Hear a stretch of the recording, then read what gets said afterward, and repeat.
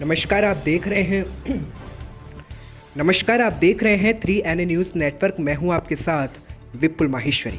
नई सोच नए नज़रिए के साथ शुरुआत करते हैं देश विदेश की तमाम छोटी बड़ी खबरों की नॉन स्टॉप न्यूज़ के साथ। देश में कोरोना वायरस के यूके स्ट्रेन के नए मामले सामने आए हैं, जिसमें से 9 नए मामले सामने आने के बाद एक बार फिर हड़कंप मच गया। कुल संख्या 82 मामले सामने आ चुके हैं। कोरोना वायरस के यूके स्ट्रेन के 9 नए मामले सामने आए, जिसके बाद देश में इस स्ट्रेन से संक्रमित कुल मरीजों की संख्या बढ़कर 82 हो गई। हालांकि स्वास्थ्य मंत्रालय ने अभी इसका कोई विवरण नहीं दिया है और नए मामले कहां से मिले हैं।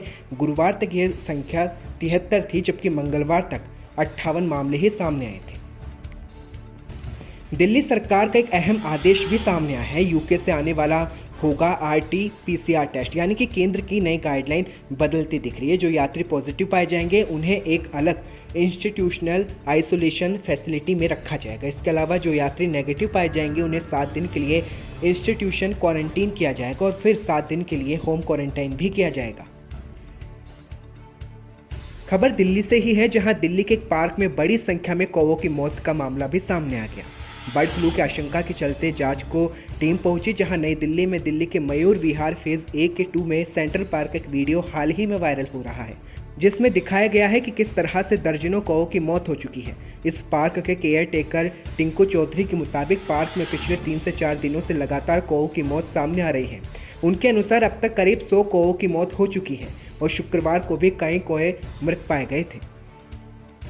खबर अलवर जिले के शाहजहाँपुर से है, जहां शाहजहाँपुर बॉर्डर पर बैठे हुए किसानों के लिए मूलभूत सुविधाओं में कोई कमी ना रहे, इसके लिए संभागीय आयुक्त समित शर्मा ने शुक्रवार को शाहजहाँपुर बॉर्डर का दौरा किया और वहां मांगों को लेकर धरने पर बैठे हुए लोगों से बातचीत कर हालातों के बारे में जानकारी हासिल की। आयुक्त शर्मा ने बताया कि काफ़ी दिनों से किसान धरने पर बैठे हैं और पिछले दिनों से बरसात के चलते यहाँ पानी भरा हुआ था, इसमें बीमारी फैलने की संभावना बढ़ रही है। हालांकि इस दौरान बेसिकली ये सभी राजस्थान के नागरिक हो, जिसको देखते हुए ये दौरा काफ़ी अहम माना गया। खबर यूपी के दरभंगा से है, जहां पूर्व सांसद कीर्ति आजाद अपने आवास पर प्रेस कॉन्फ्रेंस की और गुणवत्तापूर्ण शिक्षा में राज्य सरकार सबसे बड़ी बाधक होने की बात कही।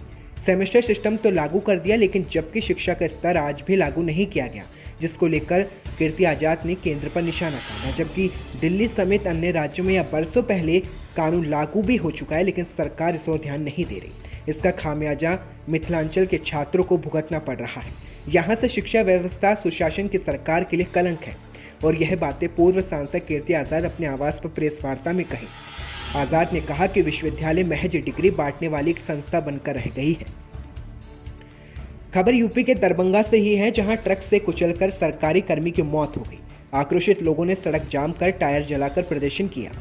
आपको बता दें, विश्वविद्यालय थाना क्षेत्र के बेला गुमटी के पास एक अनियंत्रित ट्रक ने साइकिल सवार को कुचल दिया, जिसके उसकी मौके पर ही मौत हो गई। मृतक धनेश्वर सहनी केवटी थाना क्षेत्र में दामो गांव के निवासी थे और दरभंगा में PhD में कार्यरत थे। घटना से आक्रोशित लोगों ने सड़क जाम कर विरोध जताया और घटना की सूचना मिलने पर मौके पर पहुंची पुलिस ने जाम खुलवाने की काफ़ी मशक्कत करनी पड़ी। खबर यूपी के दरभंगा से है, जहां गैस कंटेनर से टंकी को काटने के दौरान बाघघर पेट्रोल पंप पर आग लग गई। गैस टैंकर से टंकी को काटने के दौरान बाघघर पर पेट्रोल पंप पर आग लगने से हड़कंप मच गया। गैस कटर लेबल द्वारा टंकी काटा गया, जिसमें बहुत तेज धमाका की आवाज़ भी आई।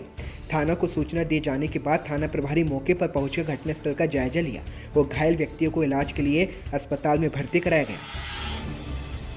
खबर मोतिहारी से है, जहां राजद MLC अनिल साहनी का एक बड़ा आरोप केंद्र सरकार पर लगा है। केंद्र सरकार पर आरोप लगाते हुए उन्होंने कहा कि अंबेडकर द्वारा निर्मित संविधान को खत्म किया जा रहा है।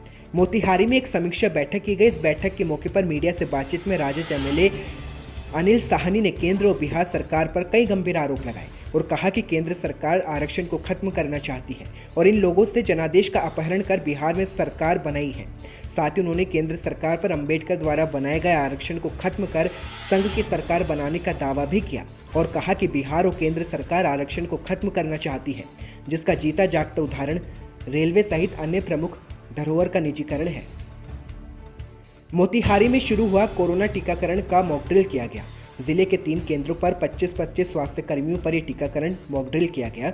जिलाधिकारी शीर्षद कपिल अशोक ने तीनों केंद्र सदर अस्पताल मोतिहारी, शरण नर्सिंग होम और तुलकोलिया पीएससी में मॉक ड्रिल का निरीक्षण किया।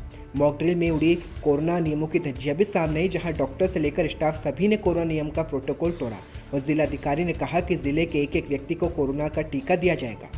खबरों में फिलहाल इतना ही। देश विदेश की तमाम बड़ी खबरों के लिए देखते रहे 3N न्यूज़ नेटवर्क।